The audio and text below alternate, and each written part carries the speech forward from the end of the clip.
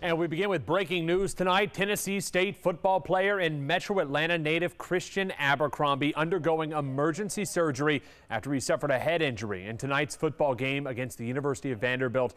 The sophomore is listed in critical condition right now. It's a developing story tonight, so let's head straight to Alex Glaze live in the newsroom for us with more details. Alex. Yeah, Ryan. Abercrombie attended Westlake High School and is a middle linebacker for the Tigers. He had 5 tackles and a quarterback rush in tonight's game before he was rushed to the hospital. It's not clear when he was injured. His coach says he was walking to the sideline before the second half and collapsed. The Tennessee State football Twitter account released this update on Abercrombie's condition. It says he remains in critical condition tonight. He was taken to Vanderbilt University Medical Center and remains under observation. We ask for your prayers at this time. Ryan will certainly keep an eye on this story and provide updates on 11live.com. All right, Alex, appreciate for that information.